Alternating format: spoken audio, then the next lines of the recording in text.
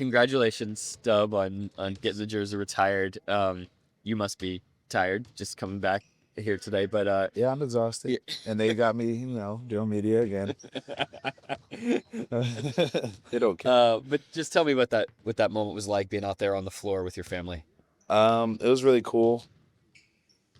Every time I go there, it reminds me like that I'm getting older, in a good way. The school's evolving more and more. Also, I lost my voice, so this is as loud as it's gonna get. Um, but yeah, it's just crazy to see like all the additions to the school. Each year I go back, each month I go back. So that was a really cool moment. I think even from just bringing the trophy this past summer to being able to now see my jersey in the rafters was really cool. Have my friends and family got to see it. Do you sense that the program has some momentum off of your presence and sort of what you've done with the platform? I hope so. Yeah. I feel like if I say yes too much, it's probably arrogant, but to a certain extent, whenever you leave a place, you want to leave it in better shape than when you got there. I for sure think that's the case. I don't know if it's just because of me, but the school's also committed to trying to make a lot of accommodations for the athletes and the students that go there. That's one of the reasons I chose to go there for sure. I think now that COVID's like pretty much out the way, knock on wood, they're able to do a lot more than when I was there. So So your mom and your dad were there too. I know you're probably in the moment. Did you get any sense of what it was like for them to see that as well? well, my mom was crying, so per usual. So I know what it means to her. My dad's more like me, like he's pretty stoic, but they always tell me that they're proud of me and stuff. So it's not like those moments aren't like a shock for me when they're like there and happy. But I think it's just more like I'm in a very blessed position to have both parents still together and them being able to do stuff like that. Not a lot of people get that opportunity, and it's fun to like share that with them. The momentum of the program. You obviously just got to face off against Pods as well, another Santa Clara guy. Just what's that like, and how cool is it to see that there's multiple guys representing the University of the NBA? Yeah, it's cool. We have some guys in the G too, from last year that played. Obviously, every time me and Pods get to play, it's just a cool experience. Like he was a year after me. But yeah, so the school has some momentum now. I think what it's showing is like a lot of these mid majors. A lot of these mid majors are starting to. A lot of NBA teams and just professional teams are starting to find out about the mid major schools and how competitive WCC actually is. So it's cool to watch the growth, and we've had a lot of good players come out of the WCC and our school in particular. So it's fun to watch that. Going back to college, how many guys on this team have played alongside or against Chad as much as you? Where have you seen the most growth from him this season? This season, Yeah. Ooh. Honestly, I think his body.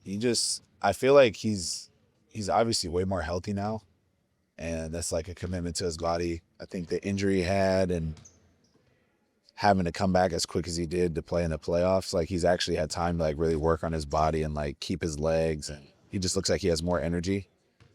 So that's obviously a commitment that isn't like an overnight thing, and to have a short summer and to come back the way he has with his body and just like again like how much energy he has, like he's able to like showcase a lot more offensively and just being able to move and do that whole thing. So he looks really good right now. And then we haven't gotten to talk to you much because you've been out with that theory about AJ, but what have you seen from him as he's sort of stepped into that bigger role while you were Addison? AJ's nice, so I've been said that since he got here last year during training camp. It's been cool to like kind of like sideline coach him a little bit because you don't really have to. Hey, that's a down and back. Yo, Keizo, down and back. Yeah, he just airballed a floater just in case anybody was watching. But yeah, AJ is very good at basketball. I think that speaks to our team. Whenever you have an opportunity in front of you, like guys really seize the moment, and it's fun to watch him grow into that role. And now we obviously get to have minutes together where we kind of figure out a cool little duo thing going on in that lineup that we have, and just kind of continuing that. But he's a really good player. We've all seen it from training camp last year. And now that he's completely healthy, it's fun to watch him out there and like grow as a player. You mentioned Kaysen. You said the other day that you guys have a steals competition going on. Who started that? Is there anything on the line for it other than just bragging rights? And how cool is it to be, motivating each other? Well, he's 20 games ahead of me right now, so he's probably got that wrapped up for the season. But I think it was just It's more just like fun. We might have just started it joking around. He's such a good defender. I was trying to get him to reach more his rookie year. And then last year he started trying it more and more, and he was getting a lot more steals. I was just seeing different ways that he can steal the ball that I probably couldn't, and vice versa. So we just kind of like challenged each other with it. And then obviously I had an AC, another first team all defense, and then Lou, who gets no steals. It's just a friendly competition, but it's just more like trying to like challenge ourselves to be great in that regard every day and not get like bored playing defense. So Been talking about all these guys who are improved. Shea's on that list with his 3-point shot all of a sudden, one of the best in the league. How easy is he to guard if he adds that 3-point shot like that? well, it's probably all of a sudden for you guys, but he works on it a ton. So it's like even the little like videos you guys get in here after practice, there's so many more hours involved in that. And again, we had such a short summer for him to come back and have that added to his game as drastic as a jump as it is, just probably speaks to like how much he actually really worked on it. So it just adds another level to his game. It's like one of those things where it's like he's already averaging however many last year. To be able to increase that and do it in a different way is really impressive.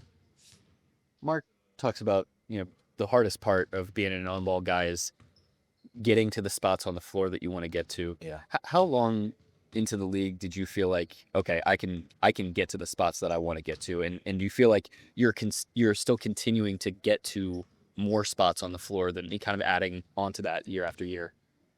I figured out that I could do it my rookie year. Probably like middle of the season. I had a really good stretch. So that was like probably like more of like a confidence thing where I felt confident doing it. And then just over time, like when you're in an organization that lets you like kind of rock out and figure it out, you catch on to a lot of stuff quicker. And then just over time, like I'm in more positions on the court and you just figure out what's more comfortable every single game and every night. We play so many games, you have no choice but to get better if you work at it. And that's been like the biggest thing with me. And then now coming back from injury, that's like one of the things I'm like hanging my hat on is like really focusing. I'll get middle spots until like the rest of my game is somewhere where I can get back to what was normal. Yep. Thanks, Dub. Appreciate it, bro.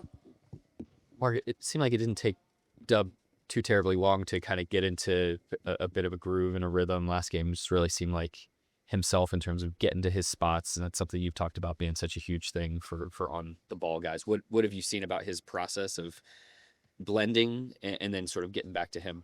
Yeah. Like I said before, impressed with the conditioning and competitive level. He kind of didn't miss a beat there. Obviously a little bit of rust, but he's the type of player. Has such a track record of performance that he'd take as long as he needs, in terms of that to come around. But he's a great player, so it's going to come around faster than you probably think. So he's doing a great job. And then, we're adjusting to not just him coming back, but like Hart going out. Caruso and Dort have been out, so there's just been, you just go through these times in the season where there's a little bit of change and you have to calibrate. But that's good for us. We have to kind of solve that problem right now. And that's not the worst thing in the world. Dub was saying that it was his rookie year that he kind of felt like those flashes of confidence of like, I can get to the spots on the floor that I want to get to. And he credited the organization for, he used your phrase, like letting him rock out and kind of play with that. What do you remember about sort of that time with him and fostering his sort of ability to find it in terms of that? Yeah, I mean, not everybody gets to rock out the same way. Everybody can rock out inside of their strengths and inside of their game. And he was a player that came in early, proved to be very impactful and very efficient inside of our system. And that's the best indicator of expanding and letting somebody explore more, do more. And sometimes the best thing to do in player development is narrowing, to get more impact and more efficiency. Sometimes he's obviously an example of somebody that it was expanding, and we just took the cues from his performance. It's a credit to him. You talked about not overlooking any opponents. What are you looking into in terms of this matchup against Dallas? Yeah, I mean, they're playing well right now. They obviously have really good size. They've got guys playing with a lot of confidence right now.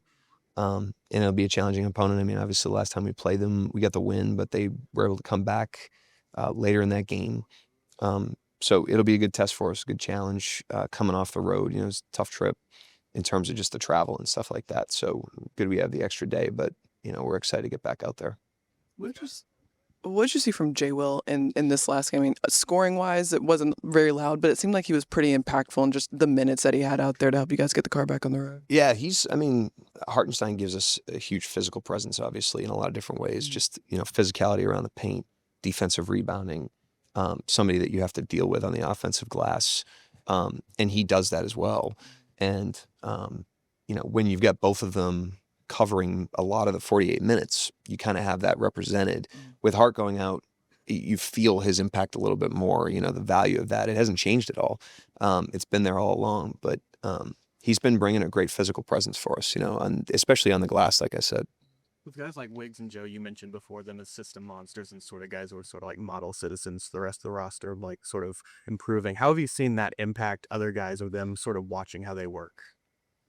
Well, the first thing is like things function well when they're on the court. You know, like that's the value of good system players is like if you're, you know, trying to help develop a younger player, if AJ Mitchell's out on the court and he's trying to help, you know, develop his game, he's trying to learn the NBA.